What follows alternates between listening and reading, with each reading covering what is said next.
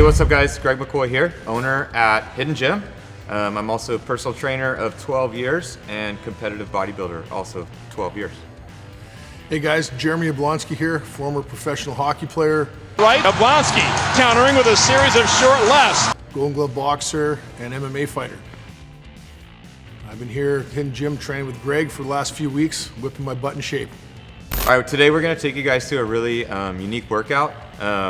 Jeremy and I kind of been working on this stuff together. I was doing some step mill cardio actually, and saw him out on the turf like kicking ass, and I was like, hey man, what the hell are you doing? And we decided to jump in on it, and now we've kind of developed a pretty hardcore strength-based cardio.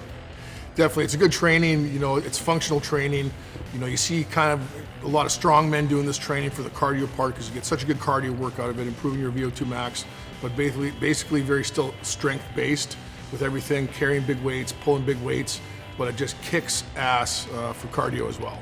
Yeah, and as a bodybuilder, I found it really beneficial to off-season training.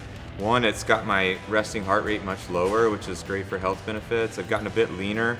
Also, I can feel like I can eat more food, which helps with, you know, putting on muscle mass without adding the extra body fat. So, and the performance in the gym is much better. Like my rest periods when I'm weight training are much lower. So I think it's a really important thing. Like if your cardio health is a limiting factor on your weight training, you know, this kind of training is you're going to be able to weight train like an animal. It's definitely like benefits that I've been seeing since we've been doing this. Definitely, I did a back workout. I think we were about 3 weeks into this cardio training, or strength-based cardio. We went and did a back workout. I think my pull-ups, I was doing 2, 3 more, no problem. And we did, I think, like half the rest. Yeah. And so I noticed that my recovery got so much better on the strength side of just doing the weightlifting part. So that, you know, it's kind of a double win-win. The first set that we're gonna do is a heavy sled pull coupled with a heavy bag carry. So we're gonna be pulling a sled stacked with weights. It needs to be very heavy. We're gonna go about 15 yards. Immediately grab 150-pound sandbag and run that back and just switch off partners. Definitely. So we'll do that 10 times for the whole exercise.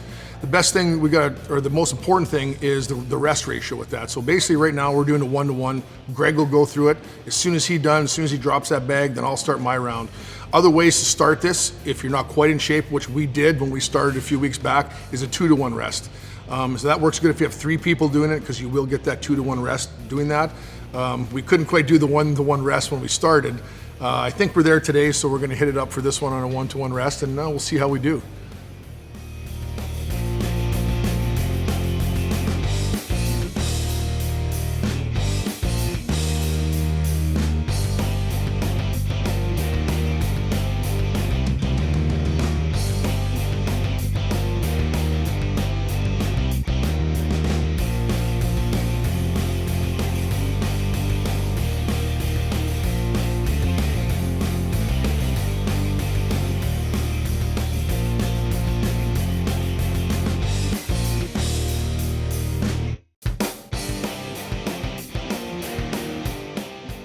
The second round of exercises we're gonna do also with the sled, but we'll tie the battle rope to the sled, and it's a heavy pull, same distance, about 15 yards, and as soon as the sled gets to you, you immediately sprint it back to where your partner is. And same kind of thing with this, the same thing as a 1-to-1 rest, about what we're gonna do today. And this is the one that really, you know, you start off the first couple rounds, it might seem easy, but you get to 3, 4, 5, 6, and you're just blowing. You know, you're trying to push so hard that sled back at a high intensity too. The other important thing with this is the intensity of the workout. You could make it easy if you went kind of half-assed. All these exercises are meant to do full intensity, as hard as you can go. You want to push your heart rate to the threshold the whole time. So intensity is a big key in this as well. Yeah, we wear heart rate monitors when we do this to make sure that on those intense sets we're getting above 90% of max, which is really where you're going to get the improvements in VO2 max and really like big cardio improvements. So like he's saying, like you should be kicking ass. It should be really difficult to finish 10 rounds. It definitely is, and the heart rate monitors is good because it lets us hold each other accountable.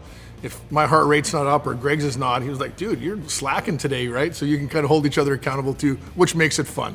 And I think an important thing to say too on the weight selection, You want this whole thing to last about 20 seconds.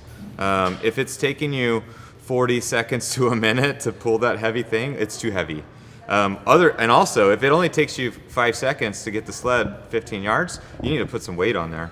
So you want the whole thing to be about 20 seconds. Yeah, 20 seconds, and you can average that too, depending on what you're doing. You can maybe a little less, but also go up to a 30 seconds, depending on your conditioning, depending on the exercise you're doing. But we usually judge ours around that 20, 25 seconds for a round.